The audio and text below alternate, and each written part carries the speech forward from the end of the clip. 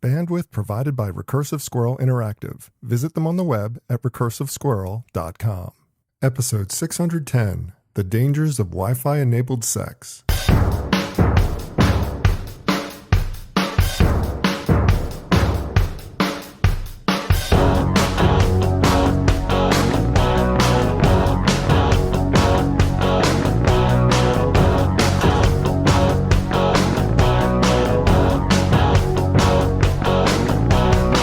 For Monday, September 26th, 2020.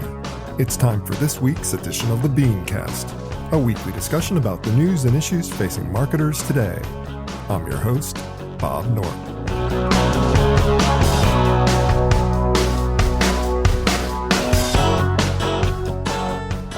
Thanks for joining us. Well, we've waited months, but at last the Justice Department's antitrust lawsuit against Google is official. And it's a bit puzzling. Instead of a broad attack, it's narrowly focused on search. So what does it mean and how will it affect you? Tonight we'll discuss. Also, Quibi shuts down. Facebook's ban on sexual wellness products. Why Singles Day is still poised to break all sales records. Plus this week's Fair, Fail, Foul. That's the lineup. Let's meet tonight's panel.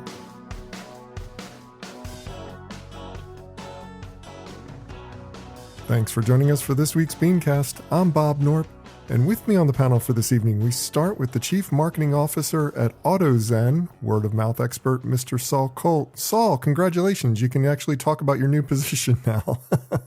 I can actually talk. Well, only half can talk about it because we're in half stealth mode. We've released the brand and the logo and things like that, but not the concept just yet. But it's nice not to have to keep the full secret because, man, do I like to talk. Yes, I know you do. Oh, well. Anyway, going on to our next guest, we have the Associate Vice President of Marketing Strategy at Arizona State University, author and speaker, Mr. Adam Pierno. Adam, hi. Hey, Bob, it's great to be back with you again. It's been a while. Last time I spoke with you, you were a New Yorker. I know. It's just like things have changed. Let's face it, we're always a New Yorker in our heart, no matter where we go. That's true. And last but not least, we welcome back the marketing practice lead at Profit and author of the just released and very funny book, Bronze Seeks Silver, Lessons from a Creative Career in Marketing. Mr. Matt Zucker is here. Matt, welcome back. Thanks, Bob. It's been a while. It's really fun to be back on. I missed the BeanCast. Yeah, it's just like people kind of float in and out on the show, but it's just like you guys are so committed to it over the long run, and I appreciate when you guys come back. I know, Adam, it's been a while for you as well, so thank you both for coming back. And Saul, it's just like I know you've had a rough time recently. I really appreciate you coming and doing the show with us. Well, it's like a second home. Oh, awesome. That's fantastic.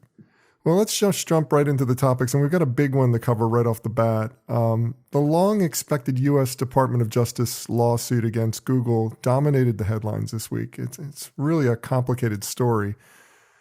Counter to expectations, the suit only attacks the search portion of the ad business.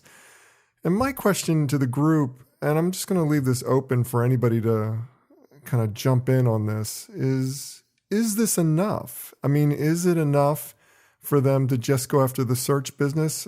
Is it, should they have done more, or is this exactly where they should be?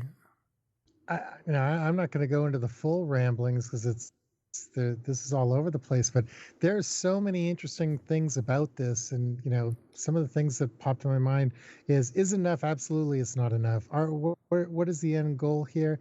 I'm not exactly sure what the end goal is, from the little bit that I've read about it, because there's so many different articles and so many different opinions and so many different angles. But this is, this is a Republican initiative, not a Democratic initiative. Chances are they've been talking about this for months already. It's only going to end up resulting in an enormous fine that for, one article that I read said that they may actually already have been negotiating negotiating the fine, or the not fine settlement, however you want to describe it, for months already, and they just needed to push this forward to expedite those agreements.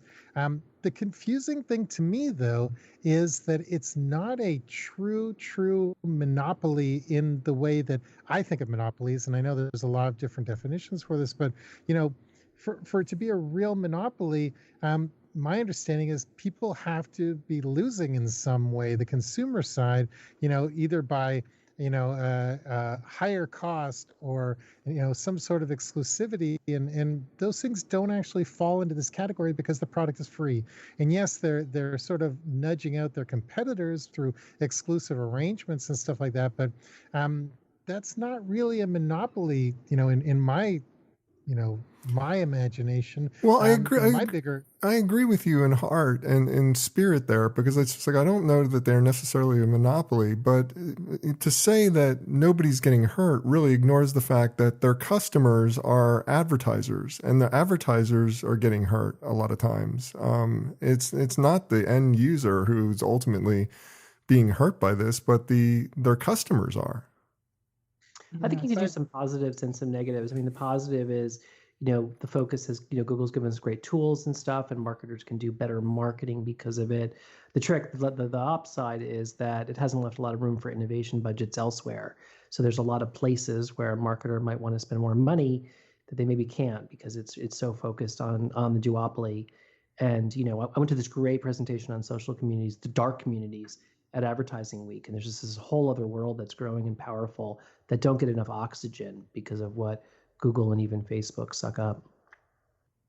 And I'm sorry to cut you off there, Saul, because I know you still had a lot more to say, but it's just like, it did occur to me that, while I think that it may not be a monopoly in the truest sense of the word, they are affecting, through any competitive practices, their core customers. Wouldn't you agree? Well, so you mentioned this right at the top, is this enough, and is just going after search? I actually think that, the fact that they're only going after search is a real missed opportunity. If you really want to make this a real landmark case and do something really meaningful, I'm worried way more about all the other things that Google does. Search doesn't really bother me that much, and maybe I'm short-sighted on this, and you guys can agree or disagree. I'm way more bothered by the fact that they read every one of my emails. I'm way more bothered by the fact that, that they can pretty much, just like Facebook, determine, my happiness or unhappiness by showing me different things or not showing me different things. There's so much more that Google does that I think search is just the tip of the iceberg. And I don't know, I'm not a lawyer. I don't know if they create a settlement for search. Can you go back and charge them again? There was, and I'm going by memory here, so I could get all of this wrong, so don't take this as fact. But there was like 20 years ago, Microsoft had an antitrust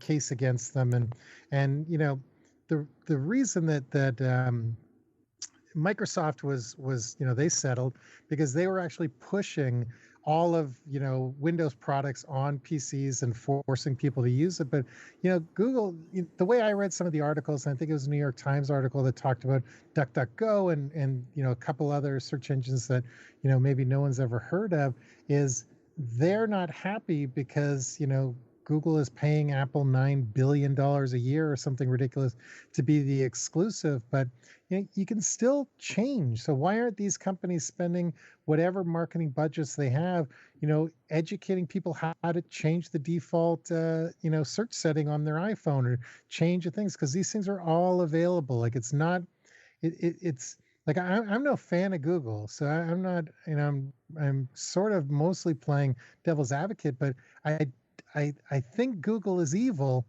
I just don't think what they're being accused of right now is the thing that we need to really worry about. Well, it's a cyclical argument, Saul, that you set up, because Google search, what they say is competition is a click away, right? If you want to find a competitor, DuckDuckGo, you can go to your device's settings and change it. But their search is so good, nobody's motivated to do that. And their search remains good because they remain embedded in these contracts that give them this pole position to collect data to improve their product. So they have that flywheel that is constantly improving their technology, their user experience for end users, Bob, but also their ad platform is unrivaled. It would be hard for someone else to step in and compete.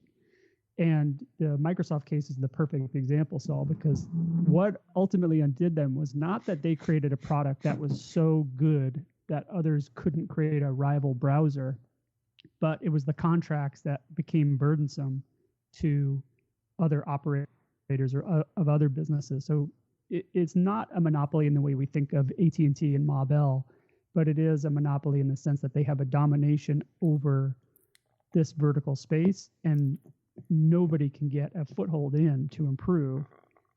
The difference this time is that usually they do seek harms to consumers, but consumers mostly don't complain about the performance of search from Google. You're, Saul, the first person that's even in a long time said, oh, they're reading my emails, I don't like that. I hadn't even thought about how crazy that is, that I've just accepted that. But yeah, there are some negatives, but as the performance of their search is so good, I don't think people were cheering when this suit was named. I think people just viewed it the political side of it and the timing of it. But is the approach of going after the one thing, like what Adam was saying, the one thing that's anti-competitive, the smartest move to go? I mean, not anti-competitive, antitrust. I mean, the fact that they own search and that nobody can get a foothold in there in any kind of significant way, is that the way to go, just because everything else that they do does have a certain amount of competition? I mean, it's just like their display ad business has Facebook as a competitor and Amazon as a competitor. But when it comes to the search side of the business, they kind of own that. And is that the core of the argument? And is that a strategy to go for if you're trying to break up a company by taking it from that standpoint? I mean, Saul, Adam, anyone want to comment on that? Well, and I don't know if I'm even answering your question, but something that just popped in my head when you were talking is, what competitor is there for YouTube? So is that the next step? Like I said, I'm not a fan, but man, you got to look at what they've accomplished and sort of wonder if you could ever do this again. They've actually worked themselves into a corner that nobody can compete with, and they didn't do it by acquisitions, and they didn't do it by buying out everybody else in the space. They did it by just sheer dominance, and in some ways we have to respect that, even though thing. But really, who is hurt by this? And you mentioned the advertisers. Does anybody really feel bad that P&G is going to spend $1.6 billion? I'm just making up numbers to sell soap and stuff like that. I guess small businesses, I care about that stuff, but I don't know. I'd rather we use political will on other things, I guess. Adam, what are your thoughts here about this? Because a bunch of attorneys generals from different states held themselves out of this lawsuit, specifically because of the complaints that Saul is bringing up about them. I mean, it's just like they are being anti-competitive in all these areas. They are dominating the marketplace. They're keeping smaller players from getting a foothold. I mean, they're doing all these negative things, but is it smarter to hold out and do the spaghetti against the wall strategy and just hope that something sticks? Or does it make more sense to focus and be narrow with the argument and do what the Department of Justice is doing? If we trust the Department of Justice, which we definitely do not right now, but that's beside the point. Yeah, I mean, I'm a few credits shy of my law degree, 100% of those credits. But I know that the Department of Justice does not write these suits lightly. They create cases that they can win when they bring them forward. So what my gut is, and in my reading of it, is that they are choosing one narrow path that they think they have the strongest case, which is search, for reasons that we've already discussed, that it's not quite a monopoly in the traditional sense, but it's clearly dominant, and they have documents that tie them in. But I've been reading about those other jurisdictions that have held out, the attorneys general from different states, and I believe there's some other group working on a case against Chrome as well that would be more similar to the Microsoft's antitrust action, but not identical, obviously, because they're not in those same and we know how well that direct worked out. You know, it's just Yeah, like the didn't monopoly. work out. I know they Yeah, finally got it it through the should. courts. They finally got their settlement, and Microsoft wasn't even a serious player in the internet anymore. So it's kind of crazy. It is crazy. Well, that's a really good question. So, how does this end? So, Google writes a giant check that probably wouldn't even, make a blip on their bottom line. And what happens? You can't unring the bell. So, are they going to break them up like AT&T, or like where do we even see a solution except for a financial settlement? And I think it's interesting that you bring up the fact that they're already potentially involved with negotiating the settlement, that somehow this is all just political theater and it's not going to really amount to much of a change. It won't amount to a breakup of the company. It'll just amount to certain kind of restrictions put on search, certain loose lessening of anti-competitive practices, and a huge fine. And what does that really do in the end? It really doesn't accomplish anything anymore.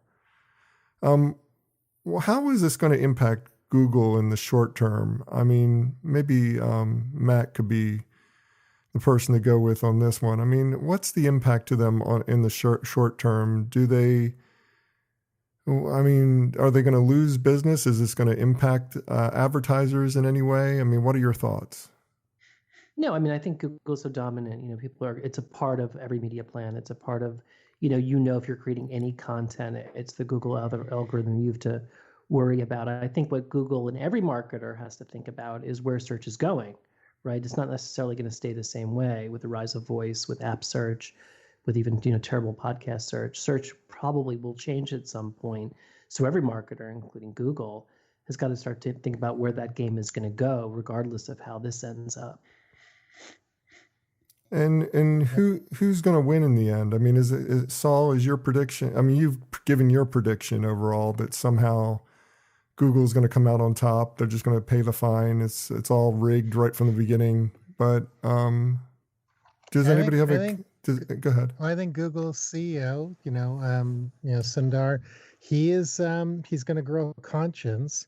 And he's going to give Google back to the people, and we're going to see a whole new wave of tech companies grow out of this. And we're all going to look at this in 10 years and go, man, they really weren't that evil. And they're going to cure malaria, and they're going to stop charting 14-year-old girls' menstrual cycles and all sorts of things. It's going to be a beautiful world. We should all just wait and see. 2021, the year of Google. You heard it here first.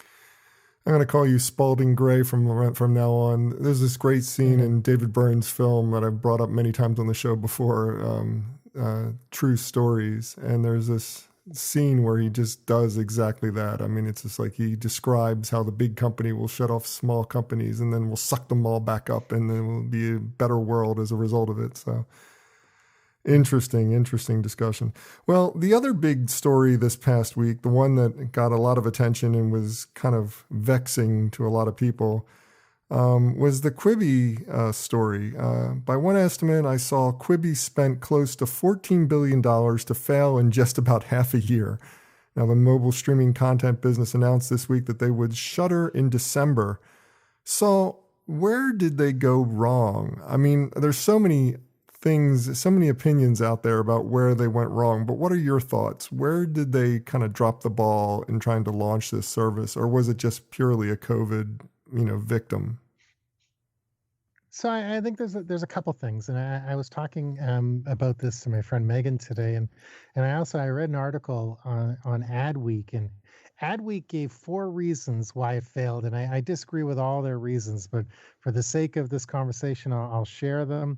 They said that their reasons in Adweek were they missed. Well, I'd say they missed the real reasons, but the article talked about lack of social sharing and the lack of social first content.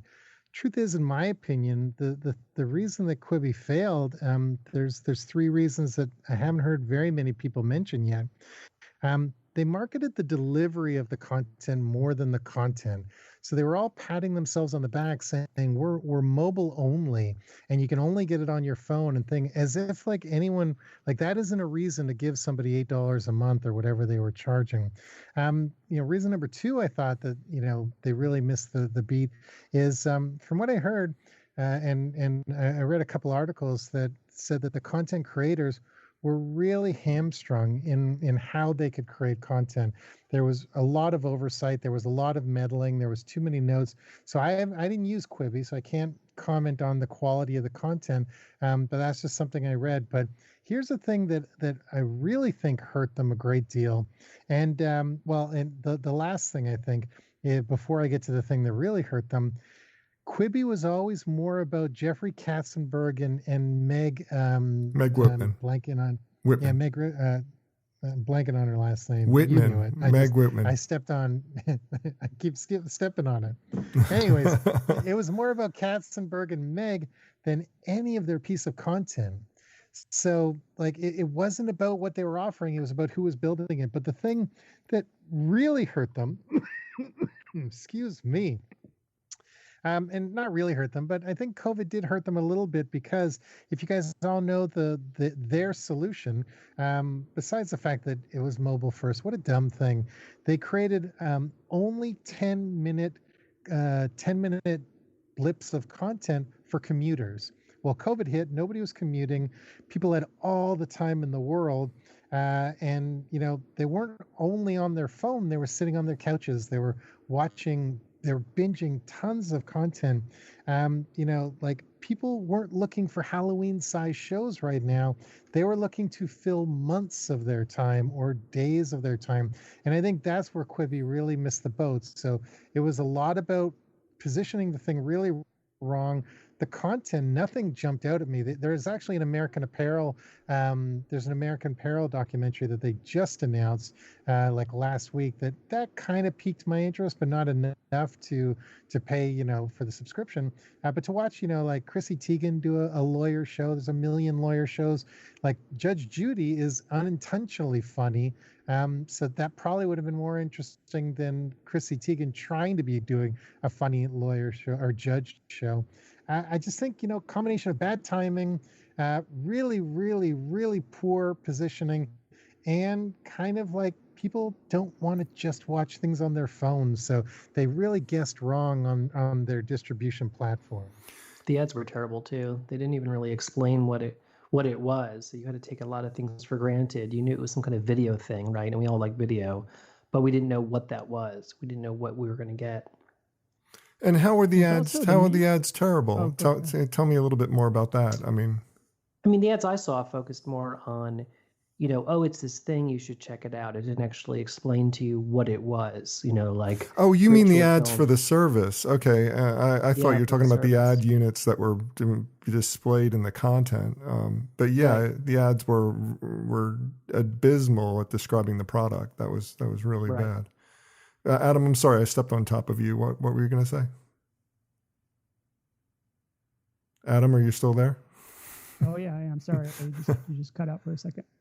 I had spent time looking at the media plan and or what was reported as the media plan and how it was broken up, and looking at how much they invested in television too was great from an awareness perspective, but for so much of it that takes place on the mobile device, it was alarming to me how little they spent in the mobile space and trying to capture people there to show them ads that would directly convert them and explain why it was going to be a great thing to have on their phone in their hand at that time. Yeah, I was really shocked when I started seeing the ads for Quibi, because they made a big splash at the Super Bowl. And I mean, the Super Bowl ads seems like a really terrible way to bring a service like this to market when the service wasn't even available, for 3 more months. It was just so ludicrous to be doing it so early in the Super Bowl venue. And I don't know, the ads didn't make sense. They didn't really explain the product. It was just a big cluster overall. But I mean, Matt, I'd love to get your thoughts about they obviously had a lot of marketing problems in the early launch stage. They got a little bit better as they moved into the actual rollout because they had content to advertise. So that makes a lot more sense. You know, you're focused on this new show is now available. So they were doing that fairly well. But was mobile only content, or mobile mostly, let's call it, because they did have some content that went on an app that could be displayed on your TV. But does mobile mostly content, is that the problem with this idea, or was COVID the killer and they really didn't get a chance to show forward what a mobile only platform could do? Yeah, I wouldn't blame mobile only, because so much of what our shopping is done through mobile first.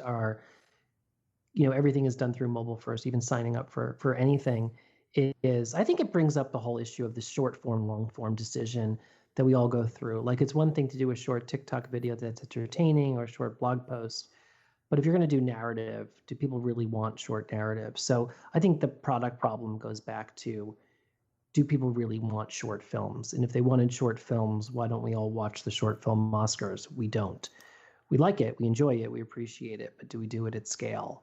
So I think that's the product misfire, was more than the device or just blaming the moment. I think even if COVID didn't happen, I think they would have had a very, very small service with a really niche crowd and would have spent way too much money on it. Yeah, I love that you put it in those terms, because I kind of feel the same way overall. Let's go back to the beginning of my podcast. Whenever I would talk to people about my podcast and say it was an hour long, they would go, "That's too long. You got to do it shorter. Short audio is the way to go. You need to have like 10, 15-minute shows at the top, at the tops, you know?" Some of the people I respect most in the business said that to me over and over again. And I'm like, you miss the point that people who love podcasts, and they love to listen to long podcasts, and they stick with the content. And I think that they looked at the growth of mobile and the situational uses of mobile and the bite-sized forms of content that were popular on YouTube and said, this is great for narrative. And it's not. I think you're absolutely right about that. It's not a good substitute. And when you're talking about narrative, you need something longer. You need something more substantial overall. Whenever people bring up the argument that podcasts need to be 30 minutes and that's it, or anything like that, I always point them to the David Feldman comedy podcast. David's a friend of mine, and great comedy writer. He does a 7-hour podcast every week. Now, I think it's the most ridiculous length imaginable, and I've asked him about it 100 times, and he says the longer his show goes, the higher the listeners, the higher his numbers get. And what people do is, instead of him doing, 7 1-hour episodes, he drops 7 hours at once, and they just chunk it all week long. Maybe listen to 40 minutes here, 40 minutes there, whatever. But I don't believe length of any kind deters people. It's all about building your audience, providing people with something that they're interested about, and you'll find your people if you do a good job. Because 7 hours is the most ridiculous thing I've ever heard, and his numbers go up every week, which just defy all logic. Yeah, so you can do it as a contrarian. I mean, my 2 podcasts are shorter on purpose because everyone else's are longer, but I'm doing it as a novelty, not because I think it'll be more effective. But I also, Quibi messed up because they decided that it wasn't just going to be shorter format, which we could discuss, but they cut it into chapters that were forced to be short on content that was originally, most of it, as I understand it, was designed to be longer form. They took features and they asked the creators to chunk it up into these small cuts. So Saul, to your friend's podcast point, they create the whole thing, and this is the same way I watch movies on my phone. If I'm watching Netflix on my phone, yeah, it's a 2-hour movie, and I'm sorry, David Fincher, but I'm watching it in 10-hour chunks because that's the time that I have to do it, versus the service telling me, no, now we're going to do an unnatural break of the content here, and you have to come back in a week to watch the next installment of it, which please don't do that. Give me control of how I take in the story. So it's funny you say that because I mentioned there was an American Apparel documentary on Quibi, and they posted the first 10-minute episode on YouTube, sort of to draw people in and subscribe for the next 27 chapters of this story or whatever it is. And I didn't know if it was. I don't know if Quibi even served ads in their 10-minute shows or not, but man, was there an unnatural break at the end of this 10 minutes. So I'm confirming what you said, and I didn't make the connection until you just said it now. And I don't know if they designed this in YouTube, but it was 10 minutes, and they served 5 ads in those 10 minutes. And it was just such a broken experience. And I don't know if they were trying to get some revenue from the YouTube, or somebody was trying. It was an official video and everything, but man, like, it was such a deterrent to even enjoy this thing that I would have never signed up for the service based on their 10-minute preview, because the experience was broken. Yeah, compare that to the way ESPN and Netflix dropped The Last Dance, where they gave you, because of coronavirus, they gave us 2 hours at a time for 5 weeks, and the habit that built, that I'm still like on Sunday nights flipping over to ESPN and seeing what's on, because I did it for those 5 weeks and it was so compelling. But 10 minutes is not enough to build a habit, to build a relationship with the platform, or to stay engaged. Even if I was able to find a show, that documentary sounds interesting, but 10 minutes just is not meaty enough to become engaged and engrossed with it. What about the advertisers and investors who obviously put a lot of money toward this project? I mean, the Quibi itself is in the process of trying to get some of the money back. I mean, they've 20% of the investment still in cash, and so they're going to give that back to the investors. I'm assuming the advertisers are SOL. I mean, I'm not really sure what's going on in terms of the commitments that were made there. But is it reasonable to expect anything back from a risky startup like this, Matt? Or is this something that, they really do owe something back in this particular instance? I think they had a different model where the content creators own the rights to all the content. So they'll just keep it, and then the money will go back, to some of the investors. But I'm sure that content will end up somewhere else, maybe as a novelty on Netflix or Hulu. So I think, it's not all for naught. I don't think everyone is going to be out billions of dollars. I just think it's a very, very, very embarrassing, flop. But I don't think it changes anyone's belief that video is amazing and video is persuasive and we should all invest more in video. It's just kind of a total screw up. But I think the money will go somewhere, and I don't think we're going to be crying over Jeffrey Katzenberg and Meg Whitman's pockets, shallow pockets. Yeah, I hope that they're able to work again. Well, you can always hope for the best for them, but it seems like they continue to do well, so I'm not too concerned about either of them. Well, moving on, a coalition of sexual wellness product companies are joining forces to finally protest Facebook's ban on their category as a unified voice. So, Adam, what are the underlying tensions that keep this ban in place? It seems like we should all be adults here, and if you are an adult, and Facebook should know whether you're an adult because they get our age in this sign-up process, why not be able to sell sexual wellness products on the platform? What's the tension that keeps this from happening? Yeah, the tension is the old slippery slope argument, which is every marketer's favorite argument, that if they open the door a tiny bit, someone will drop the shoulder and just push all the porn through. And it's challenging to, looking back at history, it's challenging to cite an example where that's not how it happened. If you look at Craigslist, if you look at Backpage, and those are classified sites, so they're different than what Facebook is. But Facebook does have that almost classified quality to it because you can fine tune the messaging, the targeting so well. So I don't know why the technology can't be used, Bob, as you said. I agree. It should be imminently easy for them to say, okay, this person is a user that is under 18 or even 21 if they wanted to ratchet up the safety precautions. I mean, heck, they're able to predict whether or not, I mean, I know this is an old example, but they were able to predict whether or not a young girl was pregnant before her family knew. I mean, it's just like if you can predict that level of who a person is, you should be able to use the same technology to know whether a person is mature enough to be able to get a sexual wellness product in their ad stream and be able to keep porn out of the process. And it just doesn't seem like it's logical to me that they can't make this happen. Agree. It doesn't seem that tricky. And furthermore, Bob, why not give people a checkbox that they could change in their settings, which are, as you know, Facebook makes your personal settings very easy to manage. But why not give people a checkbox that they could turn that on or off so that a company like Bird could reach them if they're interested in it. Maybe I'm interested in it this month, and next month I'm tired of seeing these ads and I don't want this anymore, and I can opt out.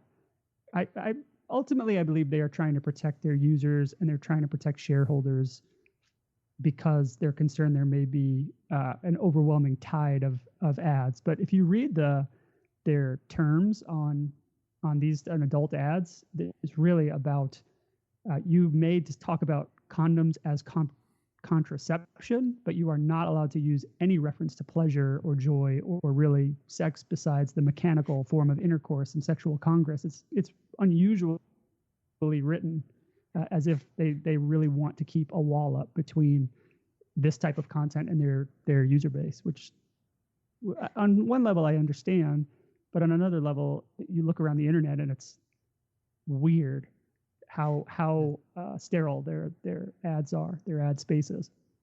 You're not allowed to sell like a vibrator or something like a women's pleasure product, like a womanizer, but you're allowed to say the Holocaust never happened. There's a real weird, boundary there. And, like it's funny. I use Facebook for advertising for various different things. And just about every ad that I've ever put up has been put into a purgatory, checking, ad confirmation holding area. Why can't they just check the ad, from there? Like an ad is an ad. And it's not like. Yeah, you're right. And it's like they'll kick back an ad because there's 21% text on the image. I mean, they couldn't somehow test the ad. Oh, they ended that. Sexualized? The text on the ad. I know they recently ended it, but for 10 years they were rejecting all my ad creatives for that reason. I think they could figure out if there's something inappropriate in the visual. And the funniest part of this is if you look at Instagram, all the ads are there. So, it's the same company. So there's one huge hypocrisy. And two, some of these, sexual wellness, whatever we want to describe them as, adult toys, some of them are really, really good marketers. Their stuff is really clever because they know they can't be crass or they can't be over the top because it'll turn off a lot of people. When you think of vibrators or whatever, category we want, this is a product that 75% of the population probably uses, and the other 30% probably also uses and just doesn't talk about it. They're leaving a lot of money on the table, which is very bizarre when, yes, there's seedy companies, and yes, there's companies that don't, take any pride in what they do. But there's some really, really great ads and great creative coming out from some really smart marketing and creative people around these products. And it's just this very bizarre that they put such a hard line in the sand on this when they don't for a lot of really questionable things. And like I'm a huge offender of lying in bed at 1 a.m, flipping through Instagram. I can't sleep and I buy all sorts of stupid shit I don't need. And it's all this drop ship garbage that I'm embarrassed. It's not sexual stuff or anything.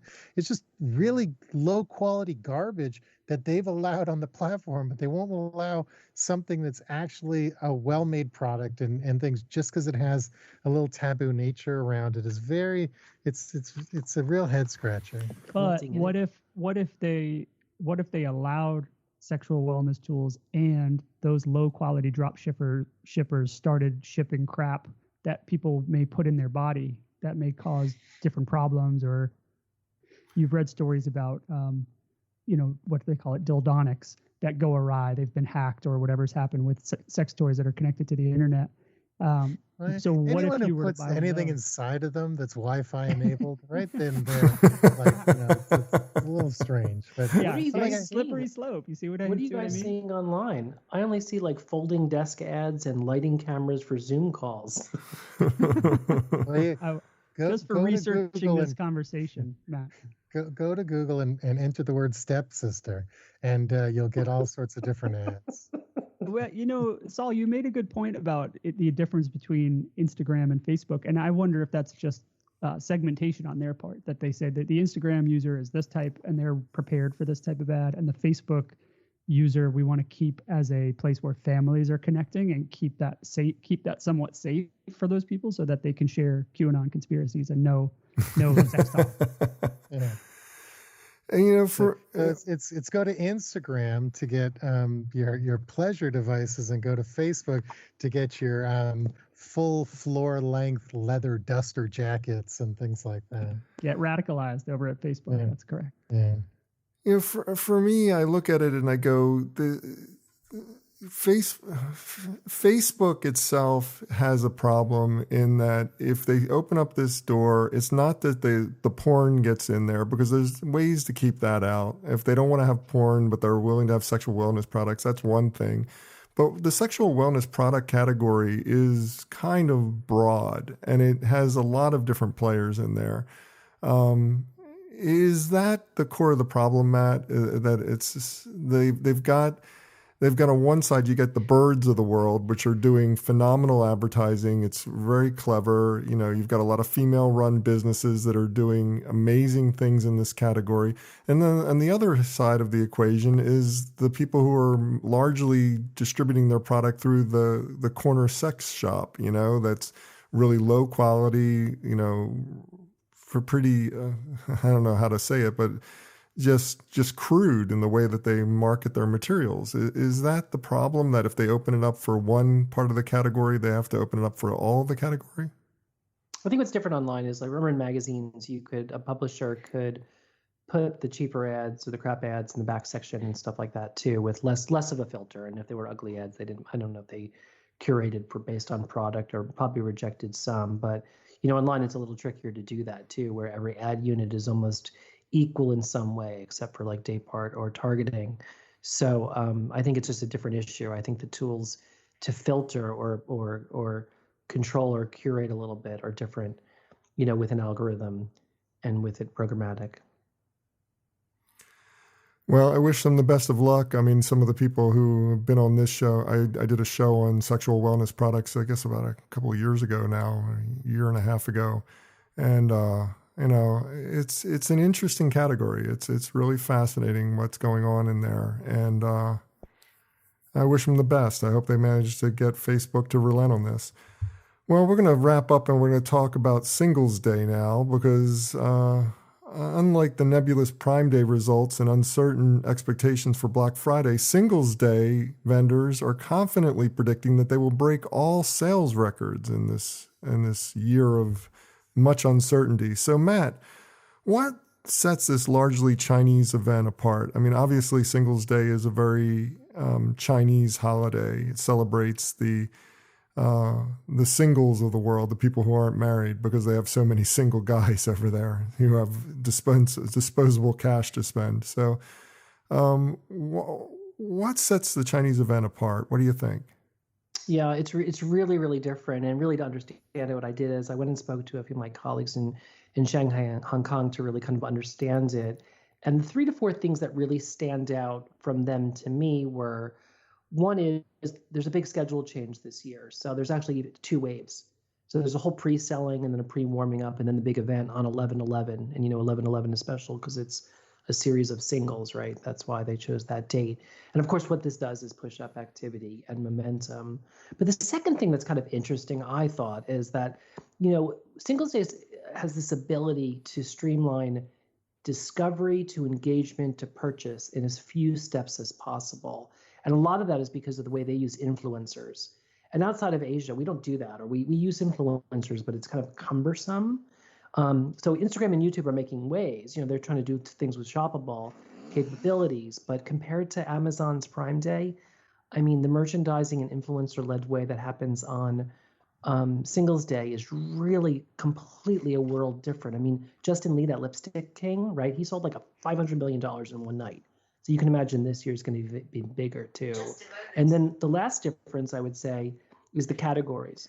So the biggest categories there are going to be like cosmetics, skincare, mom and baby, and a lot of things kind of surpassed apparel, which was kind of the conventional thing. And, you know, here in the US, we would have very different categories. So I think you'll see broader categories this year than you would have last year, and probably broader categories than even Amazon saw. I want to drill down on that influencer side of the equation, because the influencer work, if I remember correctly, I covered this last year and we did some deeper research on Singles Day. But there's a unique aspect of it where Alibaba will actually get an influencer to run their own store. And basically just fill it with products from the actual site, and then the seller takes a commission off of everything that they sell that comes through their little store that they've set up. I mean, does that make sense for a U.S. retailer? I mean, is that something that should be emulated? Is that why Singles Day does so well? Is a core reason, like you seem to be suggesting? Well, the other thing they do differently is there's a lot more live streaming and walkthrough, both from influencers and the business owners, to help people make buying decisions. So the experience is very different. But yeah, behind the scenes, the model works differently. I don't see why the influencer model couldn't work well in the US. We just have to kind of fix our fraud problem still, which everyone's still working on. But I could see it playing a bigger role, almost like affiliate networks and aggregators, you know, did in the past. Matt, you're saying it's more of a focus on like retail walkthrough with an influencer giving you a tour versus the haul video that we have is more common here? I think so. Yeah, that's what I've seen. And also the business owners kind of helping you, teach you how to use it, stuff, which we do a little bit, but they're doing it a little bit more with cars and things like that on that day. You know, Singles Day for me always just is such an interesting concept overall. I mean, the fact that the holiday exists is just mind-boggling to me to begin with, but the fact that they've done such an amazing job of turning it into a sales engine is just surprising. But there's one aspect that we haven't touched upon, which needs to be addressed, is part of the success or part of the assumed success of Singles Day this year, partially because China seems to have a better grip of the COVID problem than a lot of other countries at this point. Is that a big driver of success here for this? Nobody wants to try this one?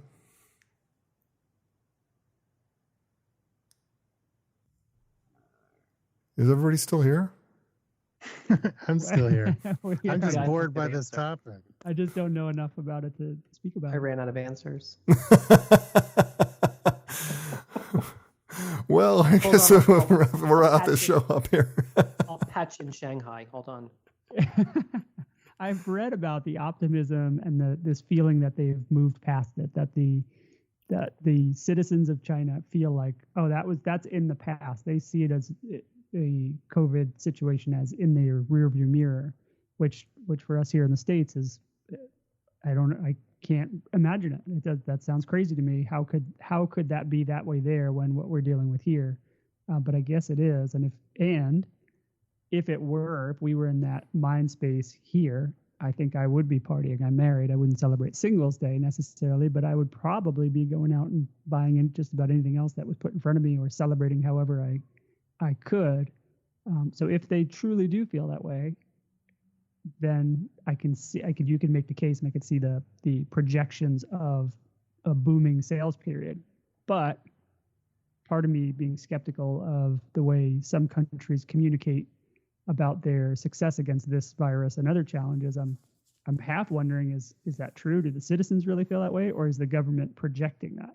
For me, that was the question as well. I kind of looked at this story, that line that you're obviously referencing from the article I posted, and it's kind of interesting that they think that they're past it, and maybe they are, maybe they aren't. Maybe it's a government government-sponsored thinking to try to get the economy back on track in China, or maybe it really is under control. Who knows? But I know that I wouldn't feel comfortable with that at this stage, but we'll have to see. Well, anyway, it's time for this week's Fair, Fail, Foul. But before we get to that segment of the show, I do want to take this quick opportunity to thank my guests again and allow them to each do a shameless plug, starting with Saul Colt. You can find him at autozen.com. You can also find him at the Idea Integration Company. Let's try this again. The ideaintegration.com. That's the website that he's been running as well. So tell us what's going on in your world, Saul. What would you like to promote?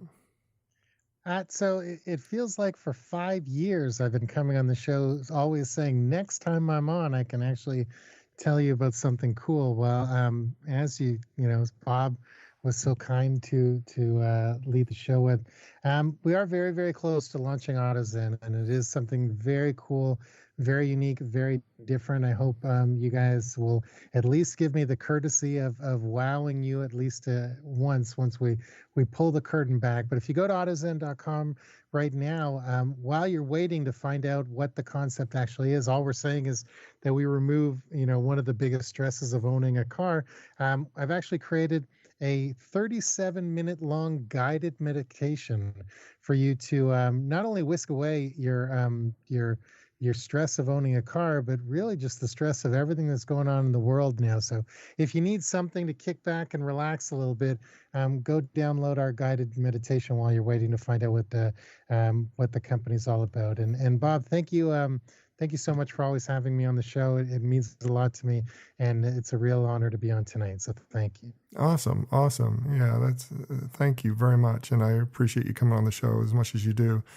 And I'm really surprised that you stayed at 37 minutes and didn't go to an hour with us after our big conversation, but that's beside the point. I won't hold it against you.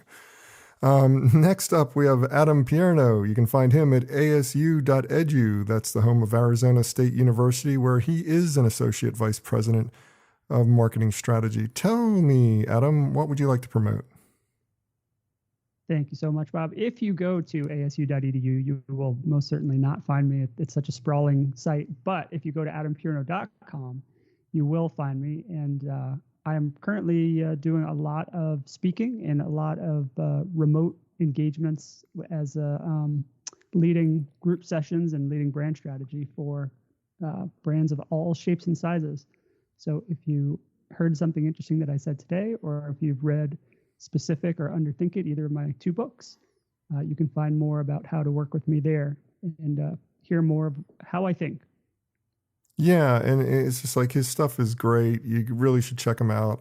And apologies for not giving the Adam Pierno website. I should have done that as well. But no, it's all good. AdamPierno.com is the place to find everything about Adam.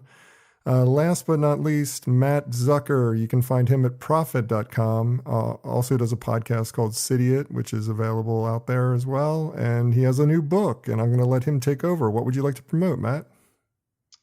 Thanks, Bob. Yeah, so I just put out a book, Bronze Seeks Silver, which you can find at bronzeseekssilver.com or on Amazon or Barnes & Noble.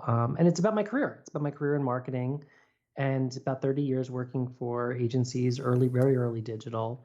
And, we were talking about sexual awareness ads. So, the teaser is, what I didn't bring up then is you can learn all about how I wrote ads for a sex service and even wrote in the phone tree for one, which was ridiculous. So there's plenty of racy stories from the world of advertising and crazy bosses and all that kind of stuff from different agencies I worked at, and good gossip at Bronze Seeks Silver and stuff. And I'm so jealous, Adam. You've written like at least 2 books. So maybe if you buy my book, Adam will throw one of his in free. we could work something out. I think Amazon could do people also bought this. We could figure out how to make that algorithm work together. Well, I have no book, but for more information about me or the show, visit thebeancast.com. There you can find a complete show archive. You can find out how to consult with me. And of course, you can find out how to advertise on this program. So check it all out at thebeancast.com. And now it's time for this week's Fair, Fail, Foul, a rundown of the best and worst of advertising, marketing, and public relations from the last week. First up, McDonald's in France does some really interesting stuff. I mean, we talked a couple of weeks ago about their Eaton ads. that like their billboards, video billboards that looked like they'd taken bites out of them. Very artistic work in the way that they approach their advertising. But they did one about books that are included with Happy Meals that was just phenomenal. And Matt, I'd love your thoughts on this.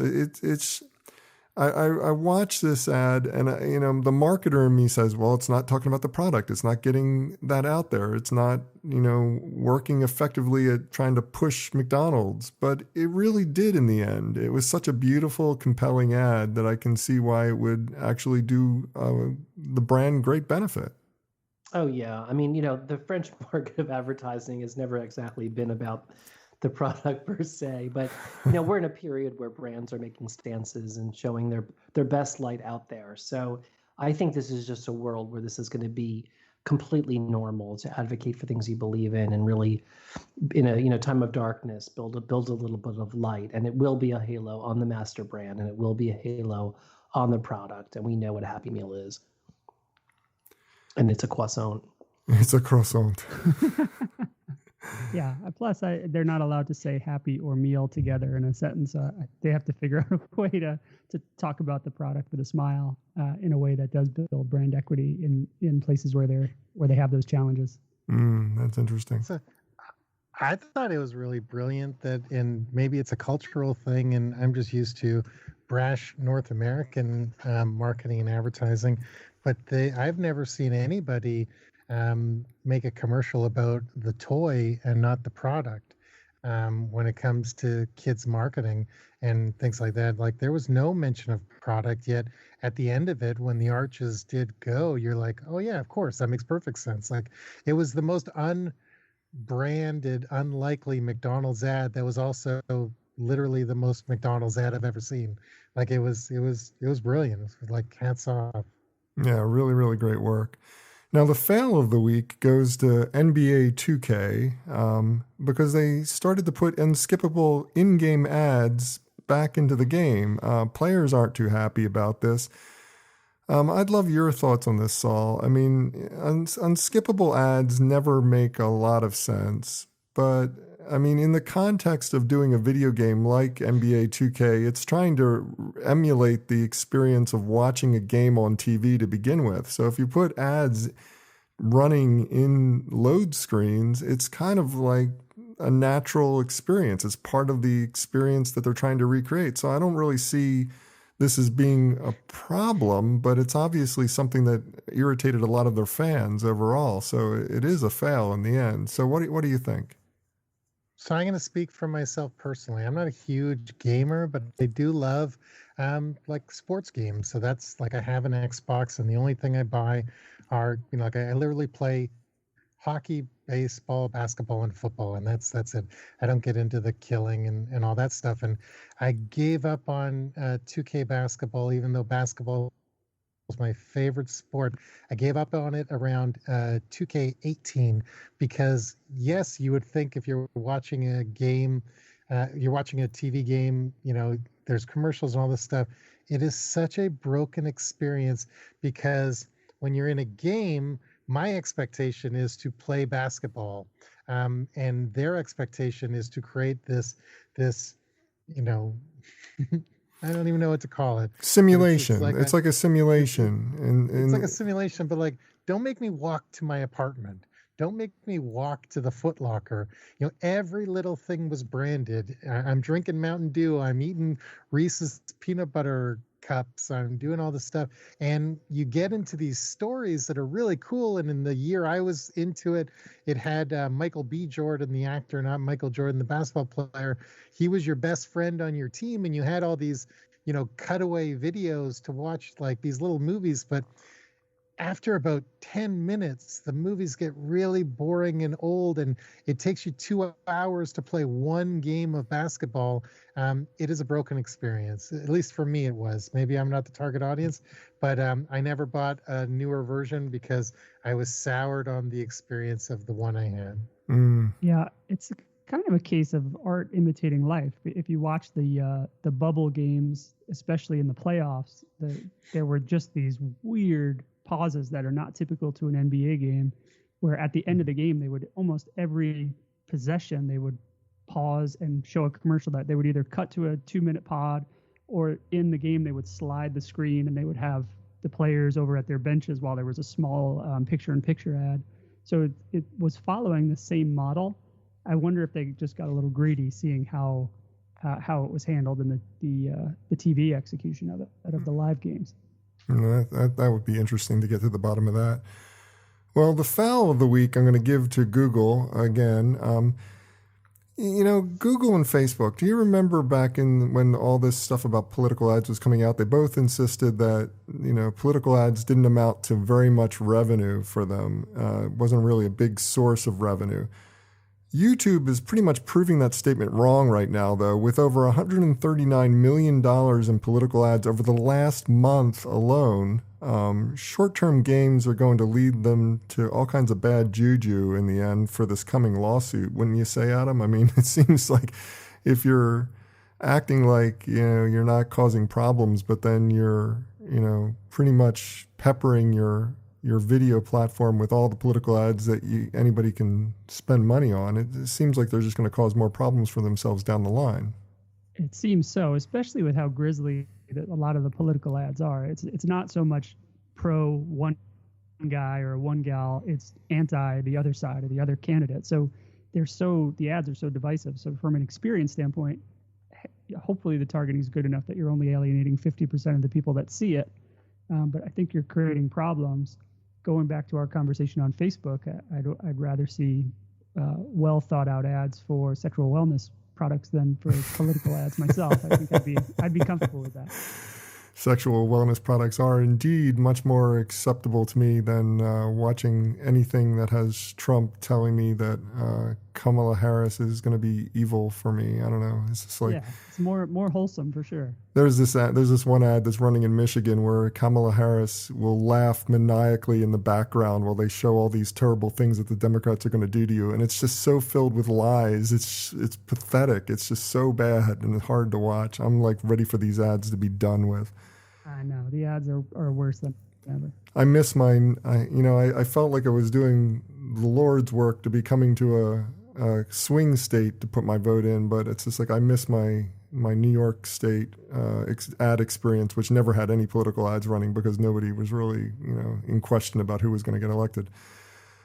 Well, anyway, have a suggestion for this list or just want to discuss it? Comment online. Use the hashtag #FairFailFoul. That's #FairFailFoul.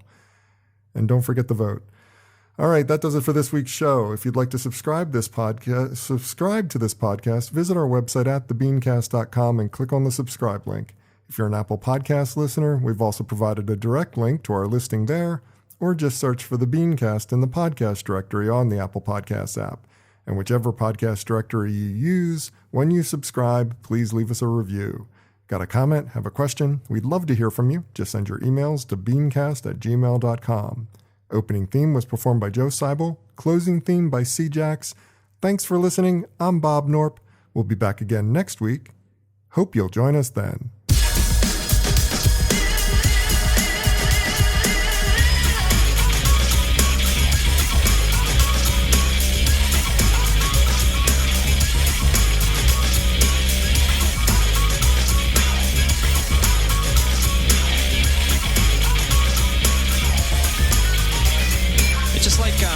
You know what I mean? It's like if it's, you know what I mean? I don't know, man. It's just like, okay, it's like, you know what I mean? Like, it's like totally like that. It's like, I don't know, like if it's, it's like, you know what I mean? Yeah, it's just like kind of, it just seems like it's just like almost exactly.